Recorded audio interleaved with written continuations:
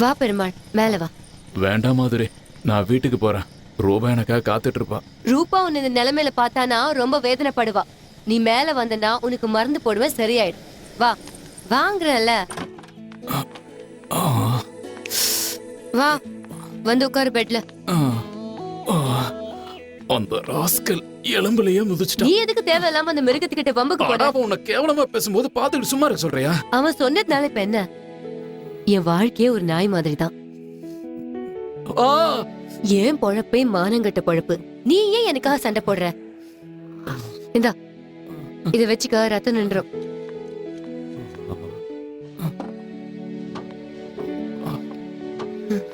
இந்தா இத குடி. ஆமா, இப்ப இது எது குடுக்குற? குடிச்சாதானே வலி தெரியாம இருக்கும். நான் போய் ஃப்ரெஷ் ஆயிட்டு வரேன்.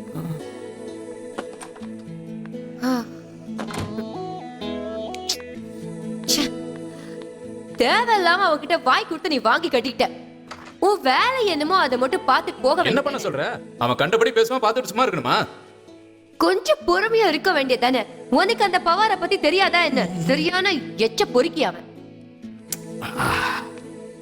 ஏய், வலி தெரியாம இருக்கணுங்கிறதுக்காக தான் குடின்னு சொன்னேன். கொஞ்சம் பொறுமையா குடி. மாதுரி, நான் உங்ககிட்ட உன்னை கேட்கவா? கேளு. எதுக்கு இந்த தொழில? இதை விட்டுறேன். எதையாவது பிடிச்சாதான் விட முடியும். ஆனா நான் எதையும் பிடிக்கவே இல்லை. அப்புறம் எங்கேருந்து விடுறது? என் வாழ்க்கைங்கிற சமுத்திரத்துல நான் ரொம்ப தூரம் வந்துட்டேன். திரும்பி போகணும்னு ஆசைப்பட்டாலும் என்னால போக முடியாது. உயிரோட இருக்கிற வரைக்கும் என் விதியை என்னால மாத்த முடியாது. அது மட்டும் இல்லாம என் உடம்பு தேவைக்காக நான் இந்த தொழிலை தேர்ந்தெடுக்கல. மாதுரி, இது வரைக்கும் நீ எத்தனையோ பேர்கிட்ட படுத்திருக்க. அப்படி இருக்கும்போது அந்த இன்ஸ்பெக்டர் கூட மட்டும் எதுக்கு இவ்வளவு கோவமா வெறுப்பா நடந்துக்கிற? வெறுப்பு, கடுப்பு.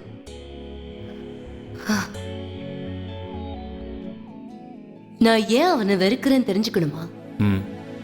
சொல்றேன் கேளு.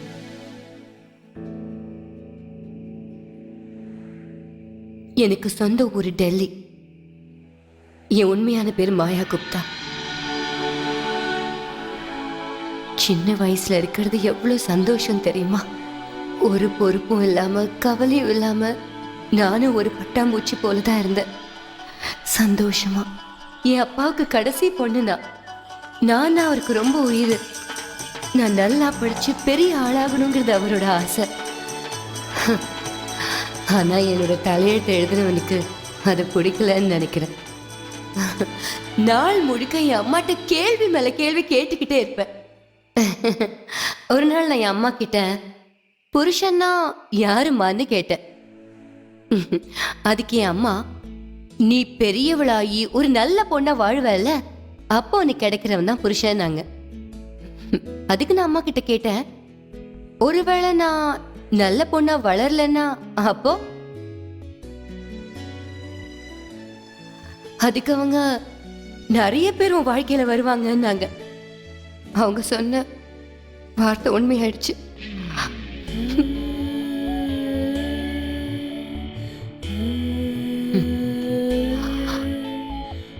அதுவும் இல்லாம என் அம்மா ஒன்னும் நல்ல பொம்பளை இல்ல. என்ன மாதிரி கேவலமானவளும் இல்ல. எந்த ஒரு பொம்பளை கட்டின புருஷனை தவிர மத்த ஒருத்தனை கட்டில் வரைக்கும் கூட்டிட்டு போறாளோ அவளை நம்ம உத்தமின்னு சொல்ல முடியாதுல்ல.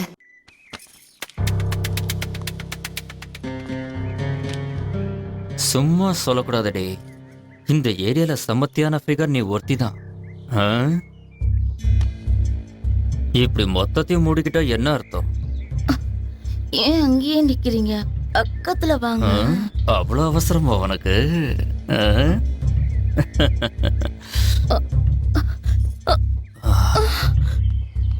ஒரு நாள் உடம்பு சரியில்லைன்னு ஸ்கூல்ல இருந்து சீக்கிரமா நான் வீட்டுக்கு வந்தேன்.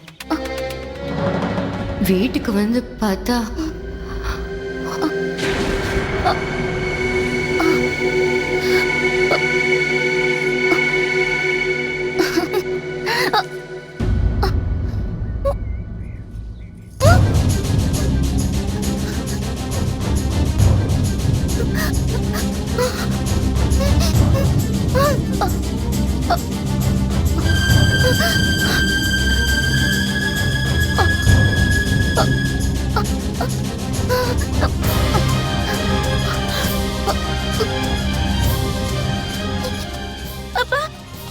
என்னடா மாயா அவசரமா ஓடி வர?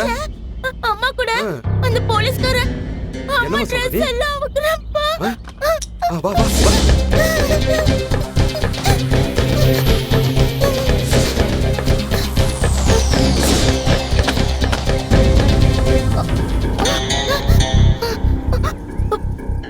என்னையா கடல இருந்து இவ்வளவு சீக்கிரம் வந்துட்ட? கடல எதுவும் போனியா இல்லையா? சரி விடு, எனக்கு இங்க நல்லா போனி ஆயிடுச்சு. ஏய், அவசரம். ஏய். பணத்தை வாங்கிட்டியாடி? நாளைக்கு நான் ஊர்க்கார வீட்டுல எப்படி விழிப்பேன்? ஏய், ஏன் தேவையில்லாம அவள அடிக்கிற? என்னடி? இன்னத்தோட முதல்ல அடிக்கணும். டேய். கொல்லாம விட மாட்டேன்டா. டேய். ஏய். ஏய். ஏய். ஆ. ஏய். ஆ. ஆ. ஏய்.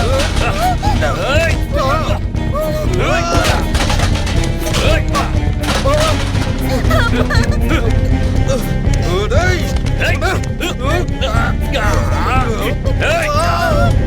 ஏண்டா எவ்வளவு தைரியம் தான் போலீஸ்கார மேலே கைய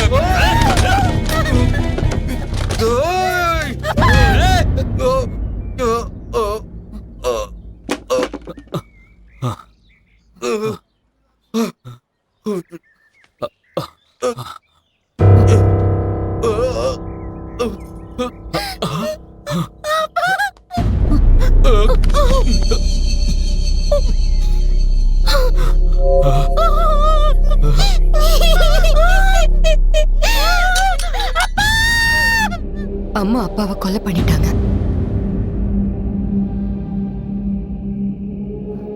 அதுக்கப்புறம் அந்த இன்ஸ்பெக்டரால தாயா இருந்தவ ஒரு நாயா மாறி போயிட்டா. நீ எதை பத்தியும் கவலைப்படாத. நீ ஜெயிலுக்கு போகாம நான் உன்னை காப்பாத்துறேன். தைரியமா இரு. உன் மக வயசுக்கு வந்துட்ட போல இருக்கு.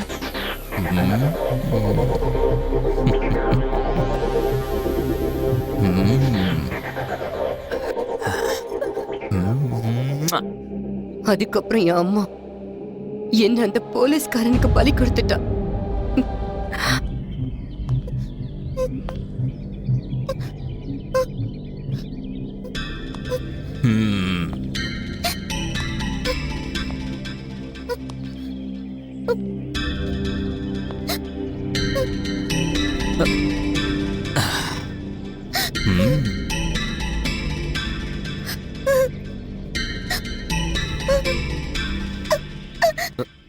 பயப்படாத, உன்னையும் நான் காப்பாத்துறேன்.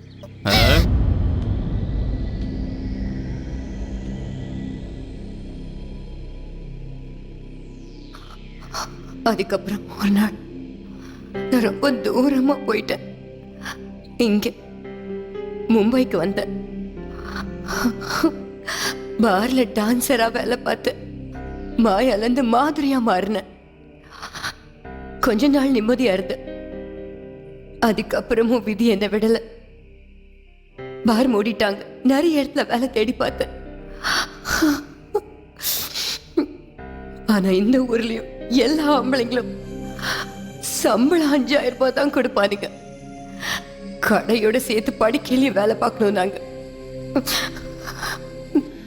அதுக்கப்புறம் நான் முடிவு பண்ணேன், உழைப்பையும் கொடுத்து உடம்பையும் கொடுத்து 5000 ரூபாய் சம்பாதிக்கிறத விட தினம் 5000 ரூபாய் சம்பாதிக்கலாம் நினைச்சேன். என் கதை இப்பவும் ஒண்ணு கைமீறி போகல மாதுரி. நீ மனசு வச்சா இப்போ கூட இந்த தொழிலை விட்டு வந்துடலாம். நல்லவன ஒருத்தனை பார்த்து கல்யாணமும் பண்ணிக்கலாம். பெருமாள், உடைஞ்ச கண்ணாடிய வாழ்க்கை என்னதான் ஓட்ட நினைச்சாலும் கடைசி வரைக்கும் ஒட்ட முடியாது. அதுவும் இல்லாம இப்ப இருக்க என் வாழ்க்கைய நினைச்சு நான் வருத்தப்படல. கல்யாணம் ஆகலன்னா என்ன இப்போ? சாந்தி முகூர்த்தம் தான் தினமும் நடக்குது. புருஷன் கிடைக்கலன்னா என்ன இப்போ? பணக்கார புருஷனுங்க தான் தினமும் கிடைக்கிறாங்களே. அன்பு இல்லைன்னா என்ன இப்போ? ஐ லவ் யூங்கிற வார்த்தைய தினம் ஒருத்தன் என்கிட்ட சொல்லிட்டு இருக்கான்.